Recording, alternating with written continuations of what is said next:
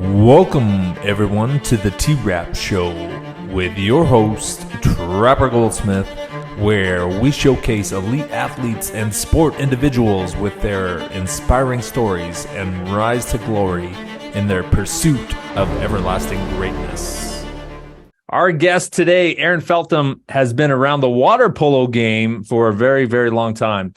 Age 16, he was a member of the Canadian junior national team.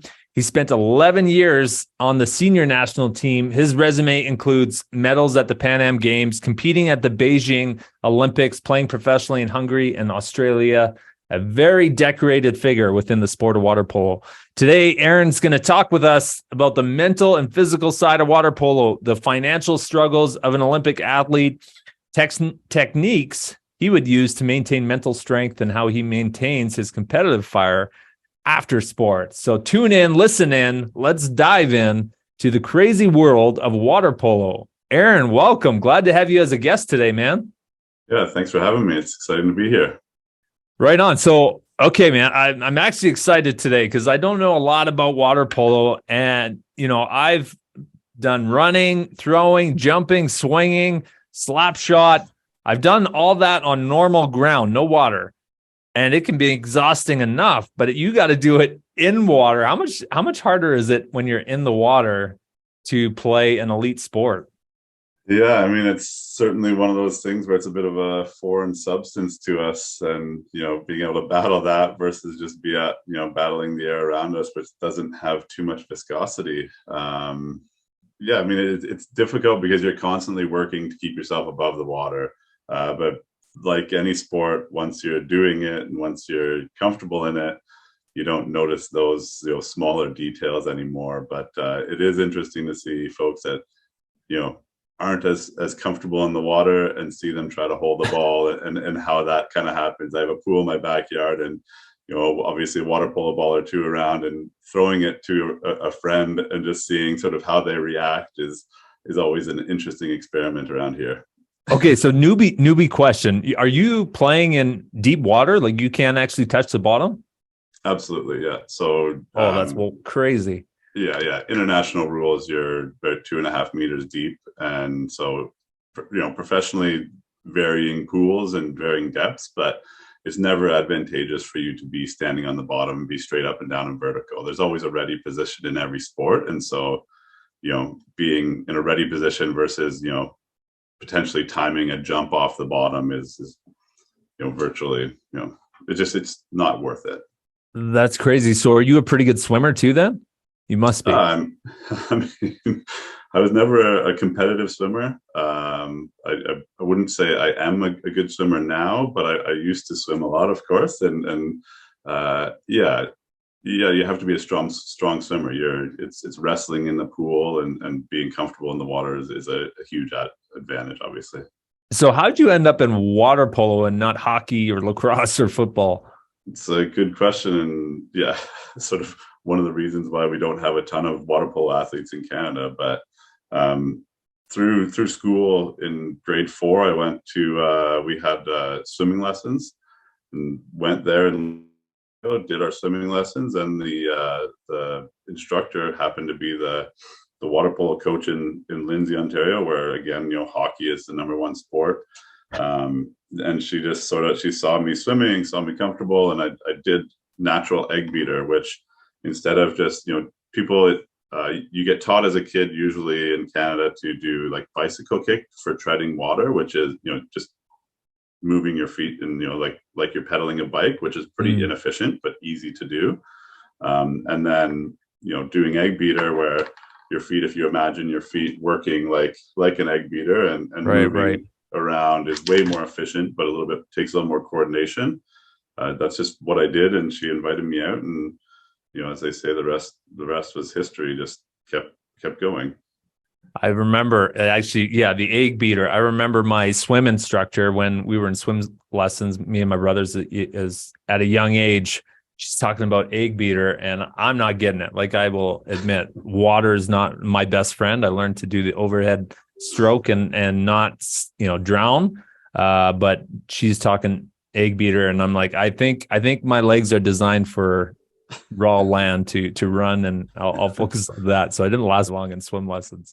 Yeah, yeah, it's another one where trying to get people again around the pool and everything, and just trying to see how people can pick it up and learn how to teach a new skill to somebody is always a challenge. But it's if somebody can be able to do egg beater versus bicycle kick, you free up your hands. It's way more efficient. So can you stay above the water just from doing the egg beater? You don't need your arms at all? Oh yeah, yeah, and Wow. again, you've got so in water polo, it's swimming and wrestling, and so you see people battling and working. You're holding a ball in the air.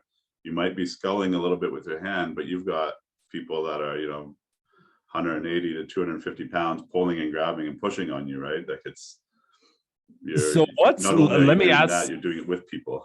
let me ask there. So hockey, you have hitting and football, obviously tackling. What's so in water polo, what's a foul? What's not? You talk about wrestling, like what if I just hold the guy's head down and Yeah. I stand on his shoulders? So Foul or a clean hit? a bit of a foul. Your easy terms are you're allowed to do anything to somebody while except for grab on their head or touch them, in the head, as long as they're holding onto the ball. As soon as they release that ball, now the call is essentially that you're stopping them from being able to play the ball, and then it's a foul if you're still holding. That's while you're holding the ball. Away from the ball, you're just not allowed to impede anybody from forward progress. Okay.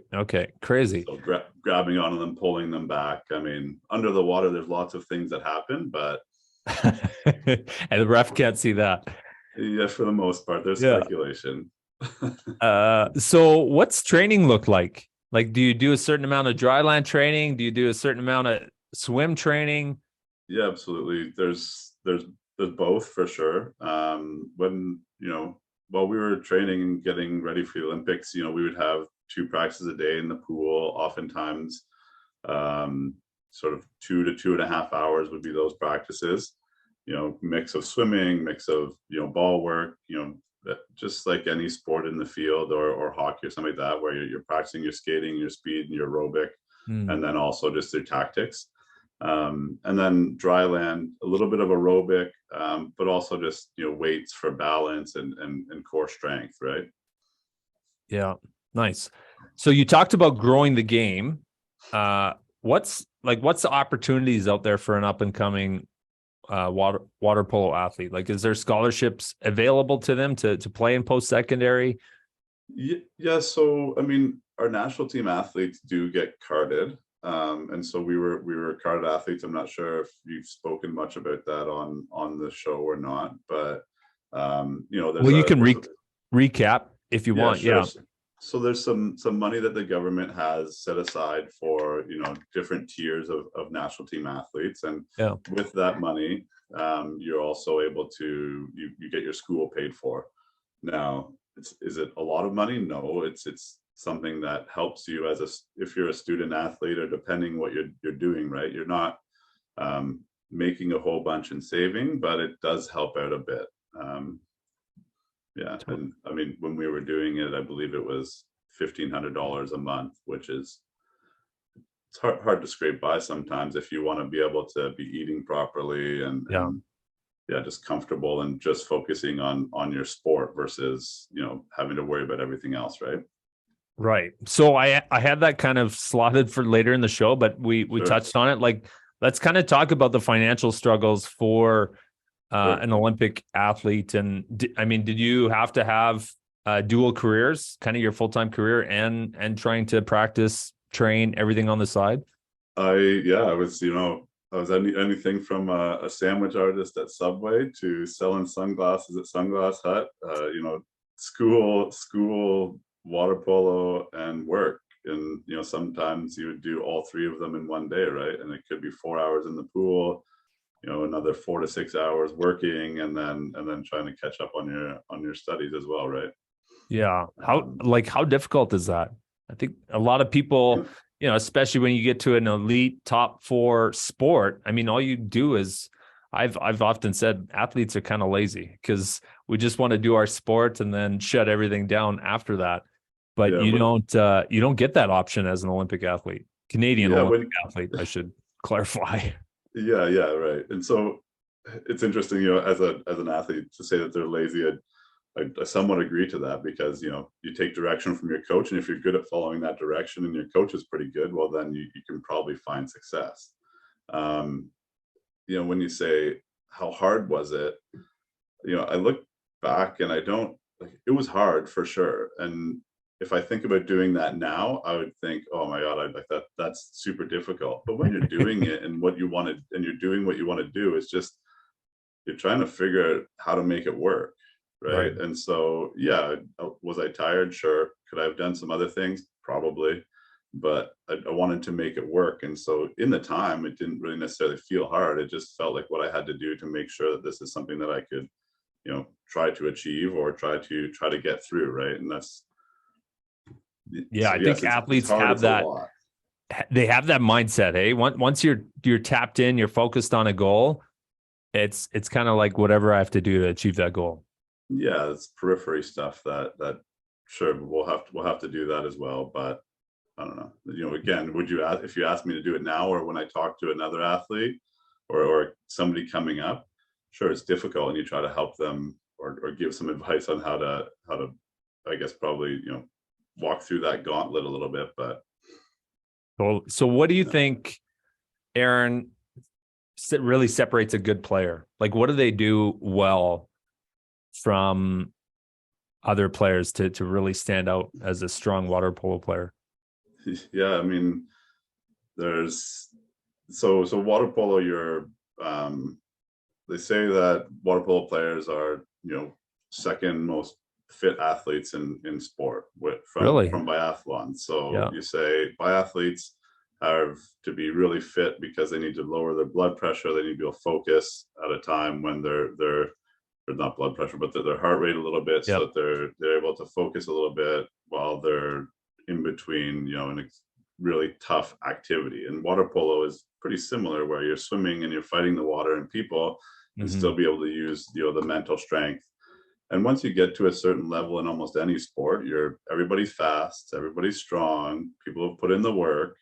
It's the person that can still I remember watching some players, like really great players, and they just sort of have this stoic look on their face. They might be breathing deep, but they're always just sort of have this calm look on their face. And that their heart rate's going, they're tired, their muscles are burning like the rest of us, but they're able to just keep that look on their face, which is that calm, collected look. And I'm just going to deal again with what comes to me. So that the mental capacity to be able to, block the rest of those things out and still look and see as if it was, the first play of the game when you have tons of energy, right? And those people to be able to do that in the third or fourth quarter are the ones that are special, in my opinion. Yeah, I talk about that a lot on the show. And I relate, like David Goggins has talked about, being able to tap into that extra 20% when you feel like you're exhausted, when you feel like that's it, I'm done. You actually human beings have a lot more in the tank that very few people get to tap into, that mental side of it. I actually just watched The Last Dance recently, and it was the episode I was watching was when Jordan got food poisoning. Yeah, and like he's absolutely sick all night, puking, exhausted, and he just went to a different place mentally. Yeah. Remember watching that game, and like the commentators talking about how he's sick and all this stuff and what's going to happen, and just how incredible like watching that series and that game was. It was it was wild, man. Yeah, you and I are the same age, and I was glued to the TV back in the Jordan era. The guy it was pretty cool. And then when The Last Dance came out, to be able to relive that era was awesome. Yeah. Cool, man. So what kind of techniques or strategies did you really use at that time to increase your mental capacity or raise your mental game in your sport? I mean, there was lots of things. Some I think were conscious and some were subconscious. But one of the things when we were just talking, I kind of remembered there was, the difference of that person be able to tap into the extra 20%. Mm. Uh, and it's actually something that I find hard to do now that I don't have that direct competition. But where in swim sets and stuff, I remember being in that swim set, being tired, and like in my head, just always thinking like, the difference between me and the other person or the person that I'm training against is that right now I can still push myself and I can still go harder. Everybody else is dying. And I could imagine this thing in my head where other people would be exhausted and like their stroke is like falling off. They're not able to be efficient. They're not kicking properly. And they're just like that fighting through the water where I'm like, this is the difference. This right here is the difference. And it's like, imagining that being in the fourth quarter, I think that was something that would play with me in the games too, where I would see somebody, you see a little bit of weakness and you're able to then, drive off of that and push yourself a little bit. There was just, so in training to be able to help myself get more fit, that was one of the things that certainly helped me. Outside the pool, I was, people always say that they're a student of the sport. I mean, I was thinking about it often. Let's just say that. Like I would imagine shots. I would imagine things that I could do better, and how I was going to try to do that in the next practice or in the next game. And I think that type of mentality versus just checking the time card and leaving the pool and then coming back and checking it again, I think is a big difference between those who are there sort of as a spectator or as a participant versus those who really want to take it to the next level. Right. Yeah. I think that the athlete mindset is just, whether it's sport or not, you've tapped into a different part of the brain where even my wife now will get annoyed when she knows I'm focused on work and I'm focused on, my goals in my business as well. And it's just a natural instinct, right? Mm-hmm. It don't, that we kind of hyper focused, I guess you could call it, on your goals. That's right. And it is a skill to try to dial yourself out of that too, right? And be able to stop, shut it work off and everything too, and be able to, be there for your kids and hang out a little bit too. Yeah. One thing I've learned is wives hate to be second to anything. That's fair. Yeah. Well, so do you. Yeah. So what about the physical side? Like, what did your day-to-day training while trying to work at Subway and maintain financial stability, what did that look like for you? Yeah, I mean, again, I mean, my life moving to Calgary in 2001, I guess 2001 September, renting a place, getting into school. My school was, I did it sort of 2 to 4 classes. I wasn't a full-time student, like 6 or more classes, or 4 to 6 classes. And then, wake up in the morning, take the bus to Talisman Center or now Rexall Place in Calgary, spend my 2 to 3 hours there, oftentimes then to work for a couple hours or to school, and then back to the pool for another 2 to 3 hours sometimes. In between that, trying to find some nutrition and fuel yourself a little bit. Fit it in when you can. Yeah, that's right. Versus that's sort of, I think, a big thing with the Canadian sport world, where it's Canada, which is fine. We've got lots of other opportunities, which is the beautiful thing about this country. It doesn't have to be sports. 100%. We're not like, this isn't our only ticket out, which is a great thing in the country. But as you try to dedicate yourself to it, you don't necessarily have or we didn't have in our situation, the extra attention to the nutrition and the extra attention to outside training, and there's physio provided as well, which was super helpful. But trying to squeeze that in between classes, exams, and work was a difficult thing to do. Yeah, I mean, sports progressive. It will always be like that. But it's really, technology aside, it's our education on understanding, better diet, better training. I grew up racing motocross in the 90s, and back then, like the top motocross guys, Jeremy McGrath and those guys, they'd race on the weekend and then they're having beers kind of Right. after that, right? Like it was pretty casual, and Yeah. then as sport just continues to progress, That's right. it becomes more competitive like that. So Yeah. you went to Hungary and Australia. Was that opportunity? Was that to make more money over there? What strikes I that move? Yeah, I mean, I found out when I at one point, like don't remember exactly when it was, but that you could potentially play professional water polo, and it's like, okay, well, that's something that I want to do. And so it wasn't. I I've chased a lot of passion in my life as far as those goals of becoming Olympian, becoming a professional sport, a professional athlete in water polo.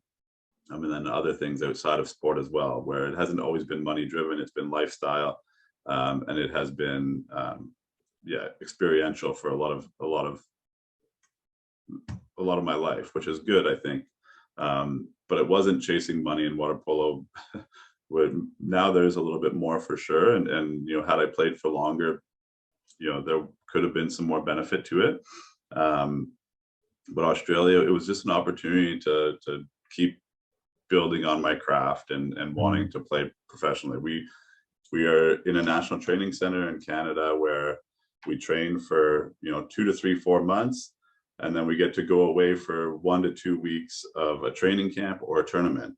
And you practice so long on all these drills, and I always say, like, in that environment, it's great, you learn and you become more fit, but you're practicing against the same people. And then when you get to this training camp, where you're training against other people who are probably playing a lot more than you, or to this tournament, and you're in the first game, and you see there's an opportunity, and your coach has to remind you, like, hey, that was something that we practiced. Like, okay, now I remember that. The next time you see the opportunity, but you don't react on it, and then the following time you see the opportunity to try it, but it doesn't quite work out, and like it continues to build like this, and that's where the game and the experience, like that's how you actually really develop as a player. And I just wanted to be able to take everything that I learned from the training camp, from our coaches, and use it in games against new people every week. And that's where I was able to take myself to the next level. So Australia it's a semi-pro league. There's not very much money there, but I get to basically live an entire year of summer, because I was in Canada in the summer and then Australia during our winter, and it was neat because we had world championships there at the time, so it was in Melbourne where I was playing, so it was almost like a home pool for that world championships. Nice. Yeah, and it was just a great opportunity to train with other people, and again then play against a bunch of new people. And Hungary was one where they I got a call to join a team, and I kind of jumped at it. I had probably, I can't remember what year it was. I think it was 2006 or something. We were in Budapest, and I watched my first professional water polo game. It was against Juk Dubrovnik and Vasas, which is a Budapest team. So two top 8 teams in the world at that time. And there's all these fans cheering, and the players were coming in, and I sat there and watched everybody and watched the spectacle, and like this is what I want to do. Like, I want to play against these guys. I want to play in this pool. And Vasas ended up being our like number one competitor, like rival. We fought them for 1-2 in the league for the all 4 years that I was there.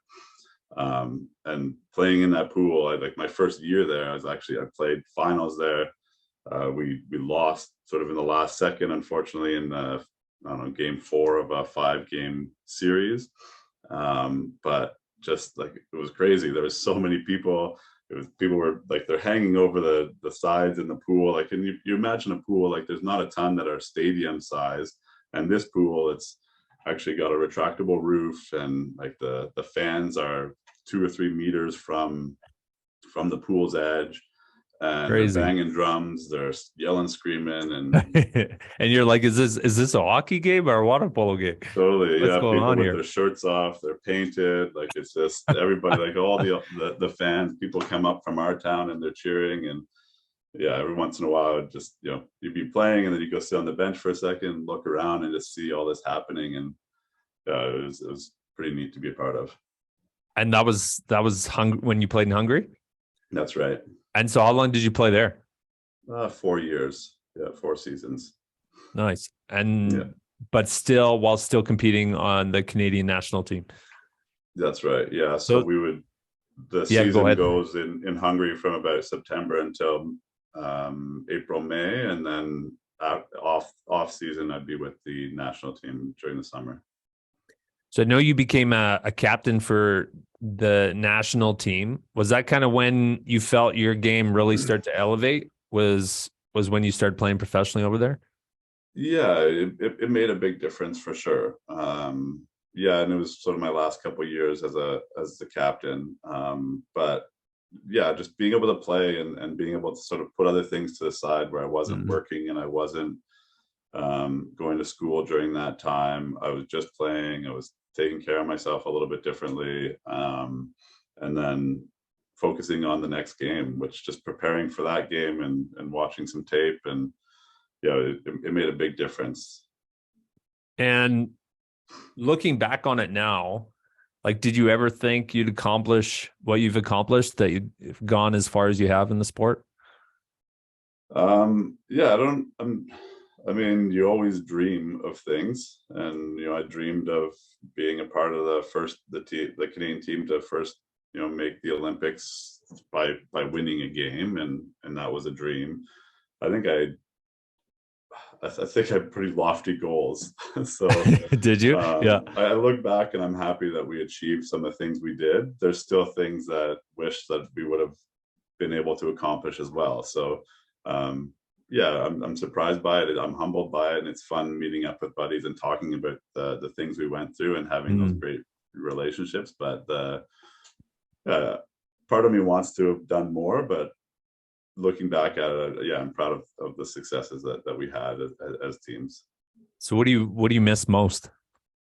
Yeah, the people. It's the guys Yeah. on the team. Yeah, the travel's fun, but like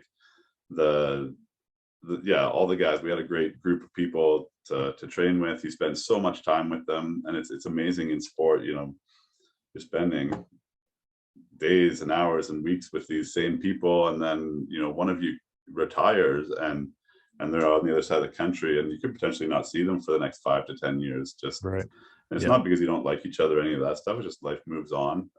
Yeah, and it's that camaraderie that I love the most. I ask a lot of athletes that same question, and it's always pretty much the same answer. Like it's the locker room, it's the camaraderie, it's the guys. It's not the 24/7 nutrition plan, the working out 3 times a day. Definitely not that. Yeah. Although if I could find 3 hours a day to dedicate to that, Right. Yeah, nice, we can fit it in. So how do you think you feed the competitive side now, Aaron? Yeah, it's at work for me. Yeah, I finally feel like I've found a work environment now where it is like a high performance environment where we push each other, and I do have that camaraderie, and the people that I work with are really great people.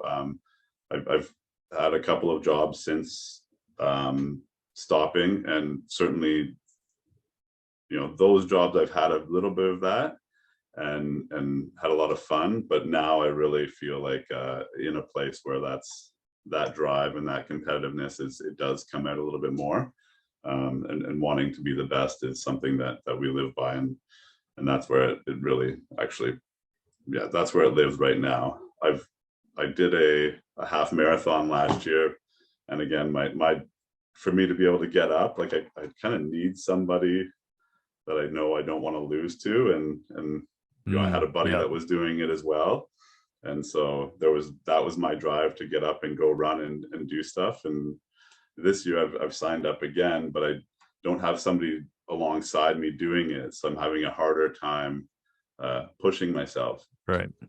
Yeah, there's got to be something on the line for it. Yeah, there's a bit of that for me. I thought, I didn't think that it was there actually while I was an athlete. I was like, oh no, you know what, I'll keep working it, I'll keep doing everything once I'm done. And Unfortunately, I stopped because of an injury, and it was in my shoulder, and my shoulder's still not great. So I think that definitely holds me back because I can't do the things that I would really want to be doing if I was working out. Mm. But yeah, I need those people. I need to think about playing against the Americans or playing against these other teams and people there that I know I'm going to be posting up against, and not wanting to be weaker than them. So who won, you or your buddy? He beat me. Oh, My caveat is that he'd been doing it for he's been running for 3 or 4 years, and I started in February and ran in May. So I was happy that I completed it, and I had my personal goals as well. I just didn't want to look, I didn't want to finish too far behind him. Want him to wipe the floor with you. That's right. Yeah, I had to be respectable. So you kind of touched on it a little bit there, I think, but what was the moment when you were like, "Hey, it's time to hang up"? We don't wear shoes, but time to hang up the helmet. You guys wear it's like water helmets, hey? Yeah, we got a cap. Yeah, so those protect you from bursting your eardrum in the pool, which can be pretty dangerous as far as being disorientated, but also just a ball or an elbow in the eardrum is right. Pretty quickly bursts your eardrum. So hanging up my Speedo. So I always played and wanted to continue to play. I just told myself that as long as I think I'm getting better and can continue to get better, I'm going to keep doing this. If there's still more for me to do, then I'm going to keep playing, right? Because people put like an age on it, like, oh my, you talk to buddies, oh, you're still playing water polo, like, absolutely. And when I look back on it, I'm like, to just keep playing sport it's great, right? Like if you're in it and you're having fun still. Well, I hurt my shoulder actually my last season in Hungary, and ended up getting surgery and tried to bounce back from that. And it just didn't really take as well as I wanted it to, or as potentially could have. Had a second surgery and was sort of just like, there's no way, and even before that, in my recovery, I wasn't the same person in the pool from and I was fighting through some pain, and my shot was different. It just wasn't quite there. I wasn't able to do the things I was able to do the year or two before, and then I sort of knew that was it. It was my last kind of kick of the can, and so that's what kind of drove me to it. I would have liked to have continued on for probably one more quarter, or one more quad, like 4 more years. It would have been great. Yeah, but injury was, that's the deciding way it goes, I guess. Yeah. What do you think your weaknesses were as a player? What were things you struggled with, had to work on? Yeah, so there was times when, and I worked on it a lot, sort of the last few years of my career. One of them was just, kind of like a harder, faster mentality, where if you make a mistake, well, I'll just fight through and keep going and pushing. Right. And then that tends to spiral into a second mistake and a third one. Being able to, it was a challenge for me to slow myself down, be able to reset, and then and keep going without kind of spiraling a little bit. So mistakes are fine. Mistakes are fine in business. Mistakes are fine in sports. It's just making the same mistake over and over again, or having that trigger other mistakes, is when it's a problem, right? Yeah, you have to be able to hit the reset button very quickly. That's right. Yeah. In golf, it's almost like in action sports, you can, it's almost you're reacting. So things are just happening. You have adrenaline going. But golf, you hit a bad shot, and then you got 5-10 minutes before you walk to your ball to think about that bad shot. And it definitely, I can relate to that. That was one of the hardest parts, was not being able to, to be able to hit that reset button and continue after a bad shot, or even a bad tournament, right? We start as athletes start getting in our own head. And I bet for yourself, it's that that time could be a benefit to you, or it could be a total drag on you, depending on where your headspace is at from a confidence level too.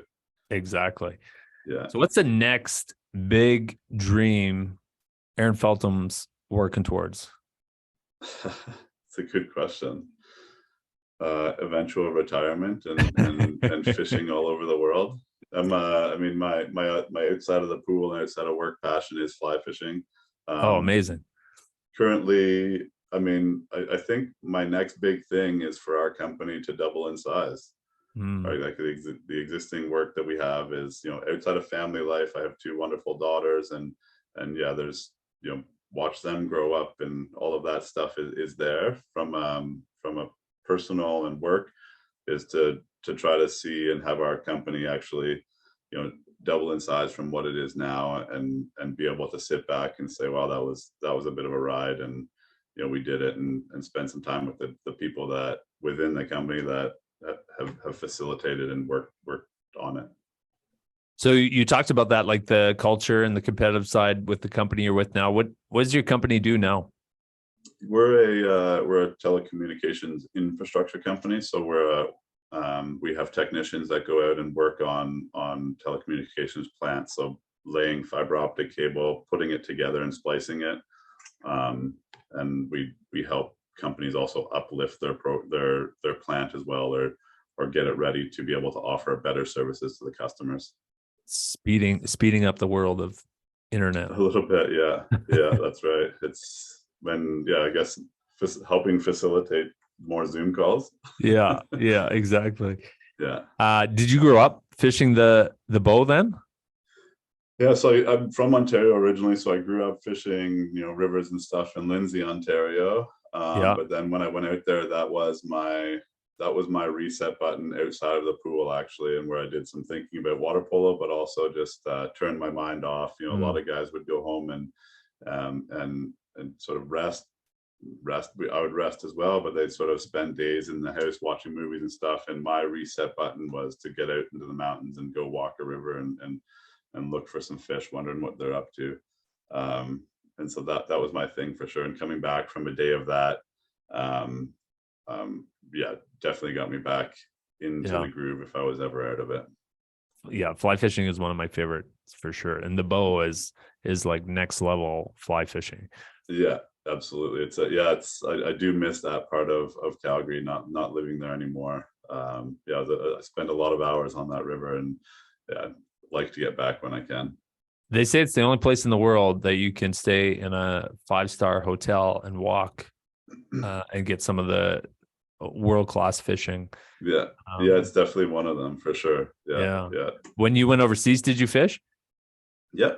When I lived in Hungary, I went down to Slovenia and explored that country a little bit and did some fishing. It's a stunning place as well, and beautiful rivers, amazing. and pretty cool culture. And when we would go, there'd be some times when I could, extend a trip and spend a couple days somewhere if I wanted to, or as an athlete, you'd have a bit of time off in the summer, and I'd always find somewhere to be. And one of my previous roles was running a fly fishing and outfitting company in Calgary, so I spent a lot of time exploring the rivers. Very cool. Yeah. Right on, man. Well, this was informative for me as a newbie water polo. I told you water was not my best friend growing up, so I appreciate your time jumping on the show with us. We'll jump off live here and wrap up, but I just want to commend you, man, on your career. You've had an incredible career, and your accomplishments, and continue to push and chase towards your dreams even after sport is awesome. So we appreciate you sharing some insight into the mental and physical side of the game, and teaching us newbies about the game of water polo. Yeah, thanks for having a platform for us to talk about it and sharing the stories. Love it. All right. Awesome.